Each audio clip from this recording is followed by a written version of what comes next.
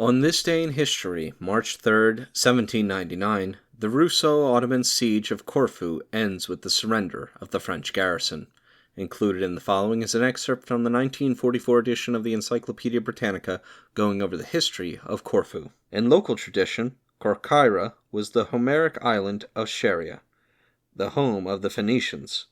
In early Greek times it was colonized from Corinth, but seems to have had earlier settlers from Eritrea. The position of Corcyra, on the highway between Greece and the West, favored rapid growth and freedom of action, and its people, contrary to the practice of Corinthian colonies, maintained an independent and even hostile attitude towards the mother city.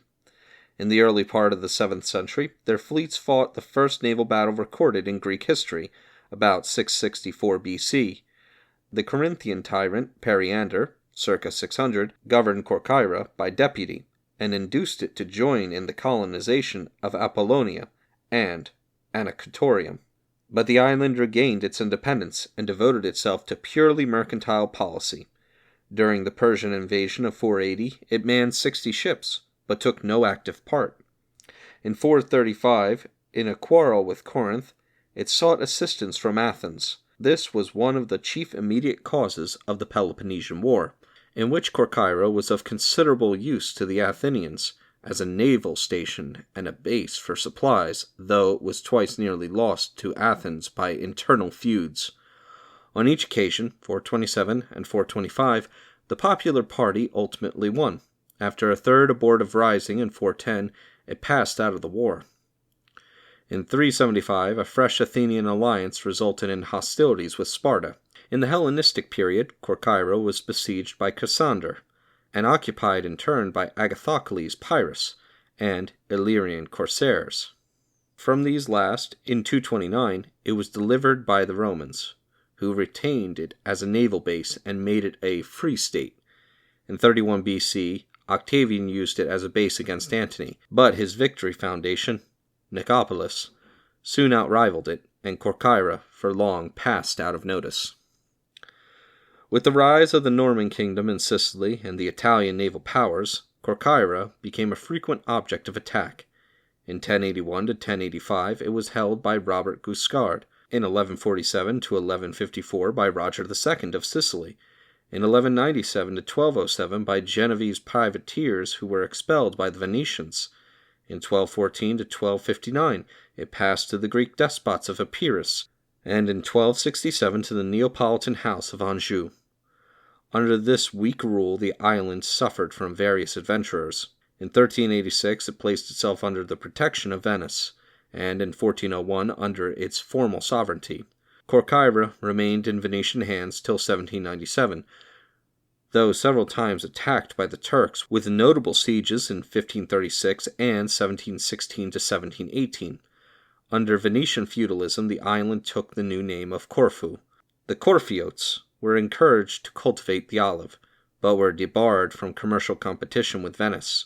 The island served as a refuge for Greek scholars from Turkish conquests, and in 1732 became the home of the first academy of modern Greece. But no serious impulse to Greek thought came from this quarter. By the Treaty of Campo Formio, Corfu was ceded to the French, until they were expelled by a Russo-Turkish armament, 1799. For a short time it became the capital of the self-governing Federation of the Heftanissos, 7 islands. In 1807 its faction-ridden government was again replaced by a French administration, and in 1809 it was attacked by a British fleet. By the Treaty of Paris of November 5, 1815, the Ionian Islands were placed under the protectorate of Great Britain, and Corfu became the seat of the British High Commissioner. Though the native Senate and Assembly were retained, British administration improved conditions, but its strictness displeased the natives, and in 1864 Corfu was ceded with the other Ionian Islands to the Kingdom of Greece, in accordance with the wishes of the inhabitants. Although the neutralization of Corfu was maintained after the Balkan Wars, its military importance grew so greatly during World War I, after the Serbian retreat across Albania, that the French, ignoring a Greek protest, landed there on January 11, 1916.